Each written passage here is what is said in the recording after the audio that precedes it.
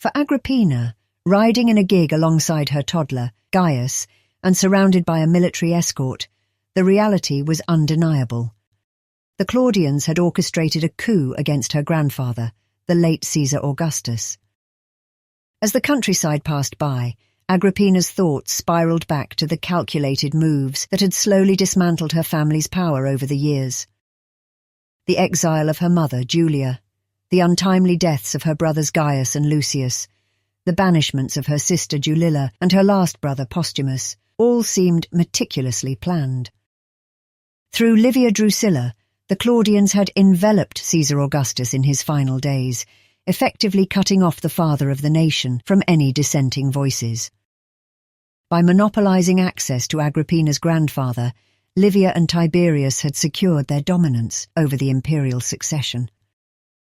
In the wake of Augustus's death, Agrippina's exiled brother was swiftly executed, and her mother was locked in a room and left to starve. The Claudians' grip on power had tightened, leaving Agrippina and her children to navigate the dangerous waters of a shifting political landscape. But Agrippina's grandfather had given her a gift. He had named her husband, Germanicus Julius Caesar, as supreme commander of the 8 legions that guarded the Rhine. With the help of her little boots, Agrippina had managed to win over the legions, many of whom were old enough to remember the charms of her brother Gaius, who had donned his military gear at the tender age of 12.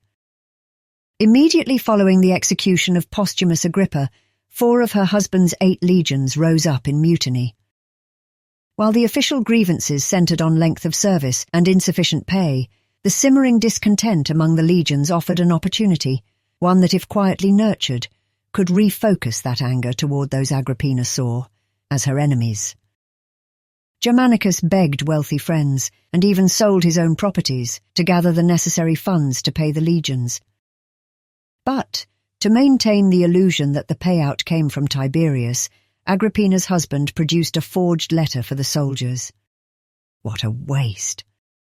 All that wealth gone, wealth that could have been used to secure the loyalty of the troops, for himself.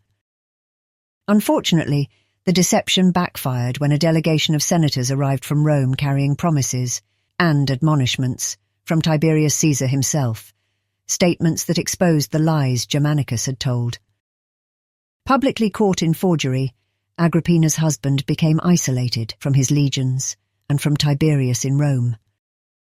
With the air thick with discontent and the legions' frustrations bubbling over, it seemed almost inevitable that they would seize the opportunity to elevate Germanicus as their emperor in defiance of Tiberius.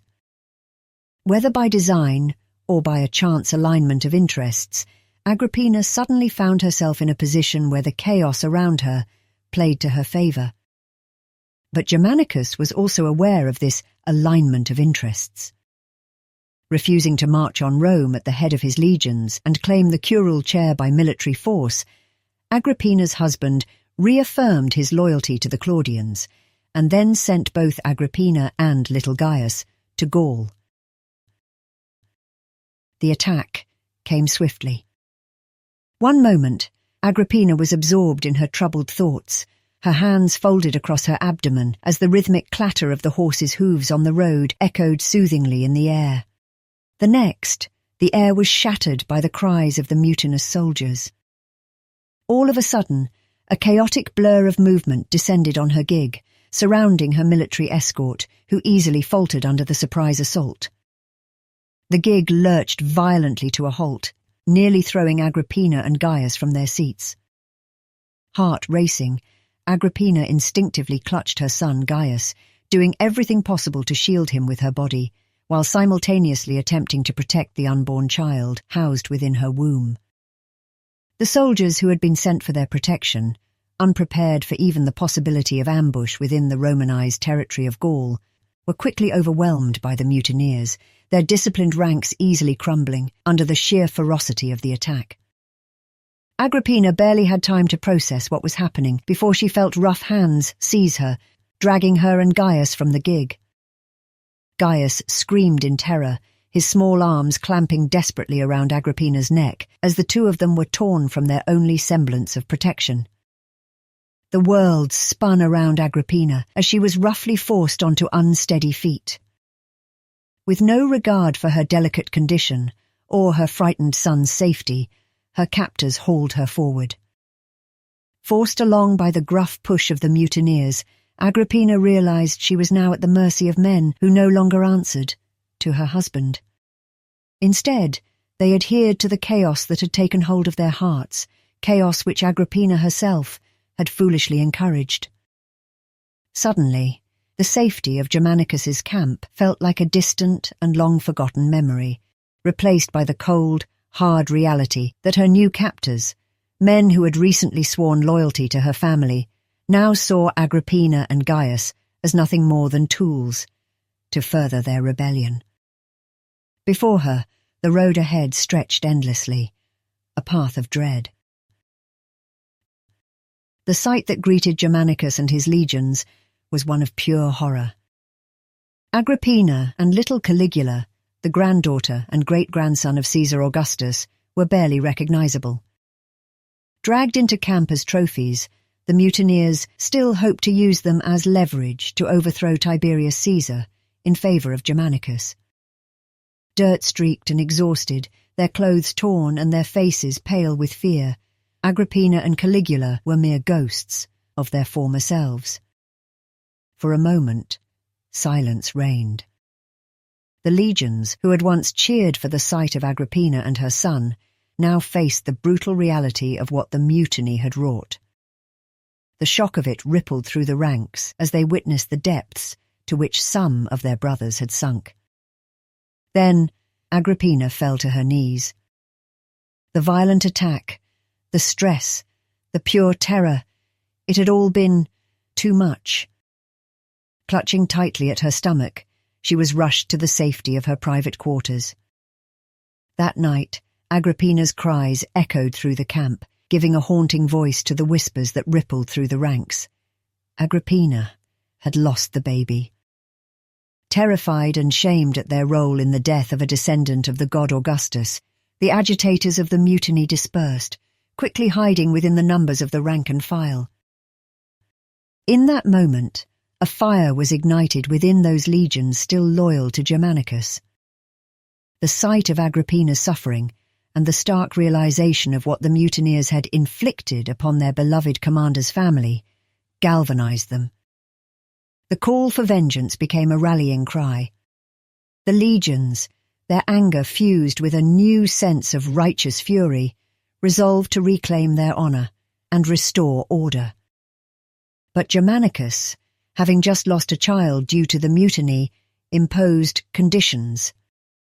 It had not been he who called for a march on Rome, a call to rise up against Tiberius Caesar. Thus, if the legions truly wished to regain his trust, Germanicus demanded that they end the mutiny themselves and punish the ringleaders as well. Only then would Germanicus consider them more than mere murderers of an unborn member of the imperial family, a crime Tiberius would have to punish. Over the next several days, as Agrippina recovered in her quarters, those who had instigated the mutiny were hunted down by those who wanted to return to the bosom of Rome and avoid the wrath of Tiberius, the father of Rome, to whom Germanicus's loyalty never faltered. As blood flowed in the dark, the legions' fingers pointed accusingly at one another. The yard gradually filled with the corpses of those deemed responsible for agitating the legions, and likely a few personal grudges as well, until finally the mutiny was over. But Agrippina had learned a harsh lesson. She had mistakenly assumed that the loyalty of the legions was a given, owed to her by virtue of her family's divine name and her own discreet manoeuvring. However, the brutal reality of the mutiny shattered that illusion. The legion's swift turn against her made it painfully clear. Loyalty was not a right, but it was something that could easily be lost. Germanicus had been right to refuse the mutineers' calls to make him emperor and prisoner. And so, to secure a future for her children, Caligula, recovering from his frightening ordeal, and Nero and Drusus both being educated in Rome, Agrippina needed to align herself directly with Germanicus. The subtle games and the covert machinations that once seemed promising now appeared futile. The immediate needs and volatile nature of the legions demanded a more straightforward approach. Working openly with her husband was Agrippina's best chance to ensure that one of their sons would one day become emperor and reclaim Rome from the Claudian usurpers.